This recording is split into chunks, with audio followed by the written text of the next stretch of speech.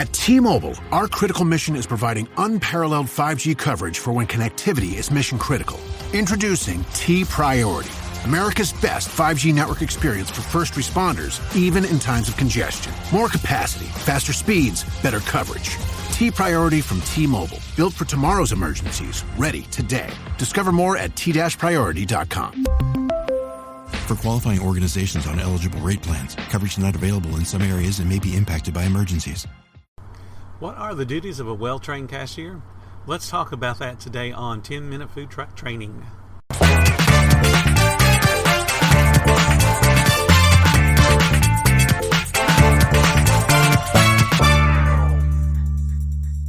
Hi, my name is Bill Moore, and I'm the founder of foodtrucktraining.group. The remainder of this week, we're going to be talking about job duties for team members of a food truck. Today, we're going to start with the cashier. A great cashier, or order taker if you prefer, is the face of your business. They're the ones that create that vital first impression. The job description goes well beyond saying, "Can I help you?" and then making change. First thing you got to do as an owner is write a script of how you want the order to be taken. So if you're training a cashier, you're referring to a piece of paper that says, "This is how I want you to take the order." And then that procedure goes beyond the words. It also goes into how the order should be relayed to the cook staff, how and when the cashier should suggest a sell, how to run the POS. As much as it is just button pushing, there are some techniques to running a POS and running it efficiently. You have to train them. How to properly thank the guest and then give them instructions on where to pick up the food. Handing them their change back and say, "Have a nice day," they don't know what to do. Every food truck is set up differently. Every restaurant is even set up differently on the procedure to where to pick up the food. So direct them. This is where you need to go stand, and we will holler out your name. We'll holler out a number. You'll get a text message on your cell phone. Let the guests know what they're doing. Part of your training is to teach the cashier those things. But the cashier responsibilities go beyond what I just described. Saying, "Hi, welcome to my food truck. Would you like to try a hamburger today?" And then making some change. They should also be communicating the length of the line to the cooks. And the cashier should also be familiar with the cook procedures and normal cook times. This is an important step. You got to cross-train your staff. They should know how to do everything on the food truck. The reason a cashier needs to know how the cooking procedures is so they don't blow away the cook staff. Because if they don't know it takes 8 minutes to cook something, they're going to be taking a whole bunch of orders with an 8-minute cook time product as quickly as they can go. That's not good for your cook's line. It's very easy to get blown away. So the cashier has to understand those cook procedures and be able to pace the line. What that means is if you have a product that takes, let's say, 8 minutes again to cook, the cashier is going to be able to look at the number of orders that haven't been dealt with by the cook's line, still on the ticket rail if you're back in the 90s using paper tickets, or they're looking at the screen that the cooks use to know what to prepare, and they will be able to look at that and go, "Oh, I've gone too fast. For the next couple of orders, I need to slow down." And then they can pace the line. They can engage the guest conversation to help slow down the order taking process, but still they are doing something towards moving the line. A great cashier should be able to suggest food to undecided guests. They should be able to explain the toppings and the ingredients. They should be able to answer questions about allergies. They have to understand the time goals for your truck. So if you teach them how to operate the POS system, you should also be giving them a time goal. It should take you 40 to 60 seconds to take an order, again, based on the complexity of your menu. So if they have that in mind, they know they should be taking an order every minute or so. They should also be watching the ground surrounding your truck and keep you informed of the state of the trash cans. If there's a lot of paper and stuff that's been thrown on the ground around the truck, they should talk about tables if you use tables, a condiment stand if you have a condiment stand, and they should be telling you when those things need attention. And that's all just for starters on the cashier. Moving into things that a cashier should do when they're not busy. Because remember, at some point throughout the day, your line is going to break. So what does the cashier do? They should have secondary responsibilities, and they should be clearly listed what they should be doing. So a cashier, or any employee for that matter, should follow these steps. Their primary responsibility, whatever their job is, they do that all the time. As soon as that job has no tasks to complete, they move into the secondary responsibilities, which are listed as help, stock, clean, and market. Help, stock, clean, market. Help means they go help somebody else that still has to produce an order, whether it be bagging an order, wrapping a sandwich, washing their hands, and assembling a sandwich. Those kind of things. That should be their goal, is to go help somebody if they have no guests to take care of themselves. Once all of the guests' food has been produced and there's no new guests to take an order for, there's no food to be presented to somebody, then the entire team goes into stock mode or restock mode. They're going to replenish all the foods and all the paper products and all the ice and sodas and everything else, so you're getting ready for the next rush. So it's help your teammates stock your area, and once those duties have been taken care of and you still don't have a new guest, you're going to move into the cleaning mode. You're going to wipe counters, sweep the floors, get fingerprints off the windows and doors. You're going to police the parking lot. You're going to do the things to keep your truck looking sanitary. And that's beyond the clean as you go statements that restaurants use. This is the additional stuff beyond clean as you go. So if you get to the point where you have no guests to take an order, you've done all of the helping, you've done all the stocking, and you've done all the cleaning that makes sense for that time of the day, then you're going to move into marketing mode, and you're going to teach your staff, move into marketing mode. Marketing mode could be as simple as taking a crew member whose position is not vital if a new guest steps up. So clearly the cashier would not be a marketing person.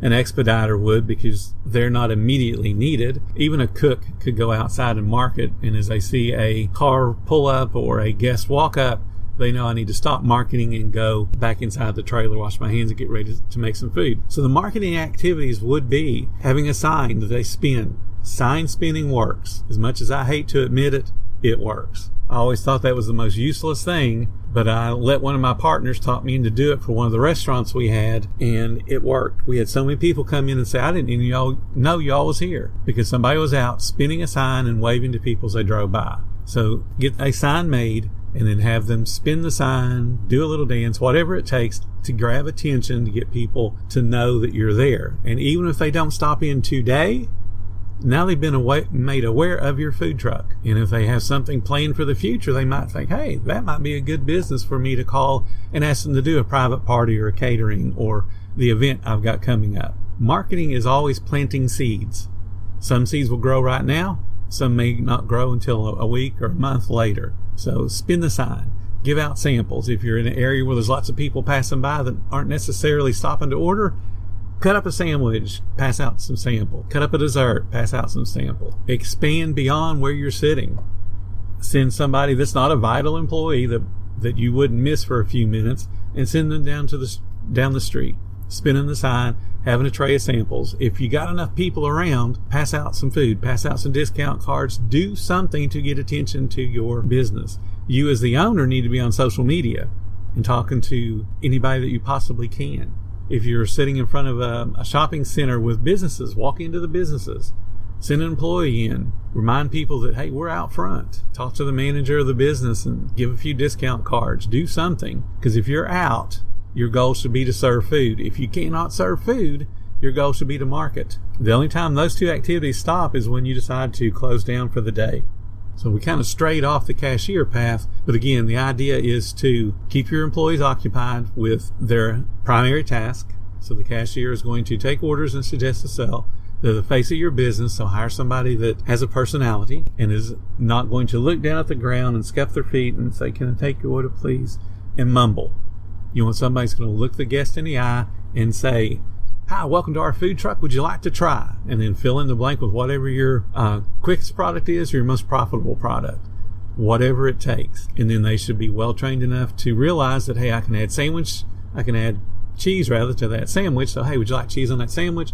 Would you like a drink to go with that sandwich? Would you like fries? Would you like a bag of chips? Would you like dessert to go with that to really round out the meal? They need to be outgoing. They need to be boisterous. They need to be the kind of person you want to meet when you go into a restaurant.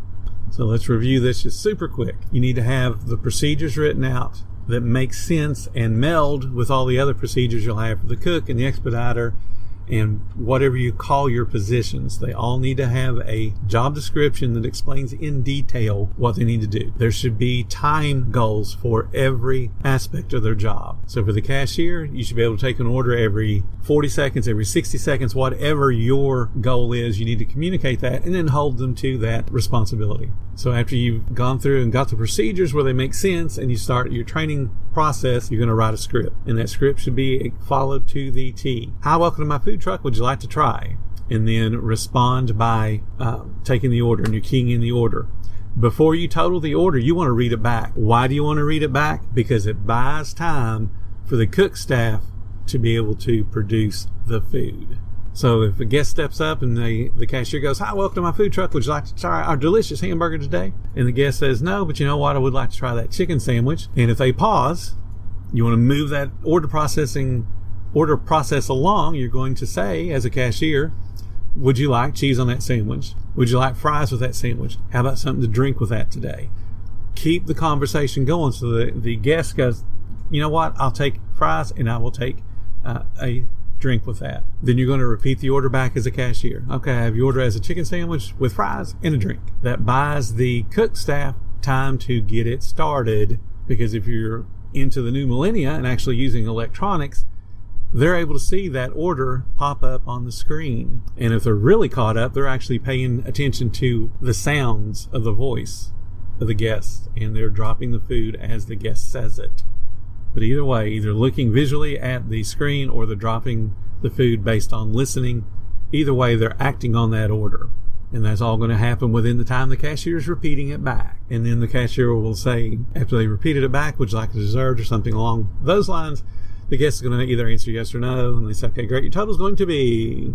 And then prompt them, if they haven't already started pulling out their credit card or their cash, and say, will that be cash or credit? To signal to the guest, come on, dude, pick up the pace, let's go.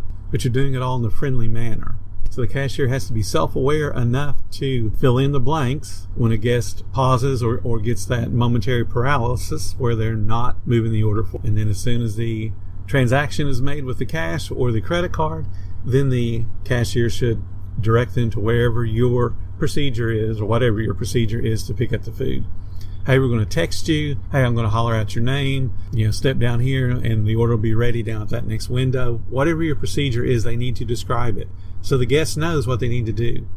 My suggestion is get them the heck out of the way of that window. Do not pass out food from the same window you collect money from. You will create a logjam of people and confusion. It just doesn't work. So if you're in the build stage, by all means, put in 2 windows. One to order, one to pick up, and put some space in between them. So I'm going a little bit longer than I intended. It's going to be a little bit longer than 10 minutes, but I'm so excited about training folks that I want to give y'all so much information. So we've got the procedure, we've got the script, we've got the details that mesh with all the other members of your team on your truck. And the final thing, again, is to teach them to help, stock, clean, and market, and then give them details on what they should be doing in each of those steps. This is how you help Miss Cashier or Mr. Cashier. This is how you stock. These are your responsibilities for stocking. This is what you should be cleaning when it's cleaning time. This is how you would market. This is how you help to grow the business. So now it's a lot of information to digest on what everybody considers to be a really simple job, but there's more to it than that. If you want to be successful, if you want to make the $2 and $3 million a year in sales, you have to plan to do that. It doesn't just happen. And even if you want to only do $100,000 a year in sales, a lot of people are happy with that amount. Nothing wrong with that. Make your life easy. Follow the examples that I've given you so that doing that $100,000 is casual to you. No big deal. Guests are happy, bring in your money, and you're thrilled. But if you want to grow, still want to do the same things. So I hope you guys get some good information out of this. Tomorrow, we're going to talk about a cook, and we'll go through the same things. What a cook should be doing and how you should train a cook. Y'all have a great day, and I will talk to y'all tomorrow.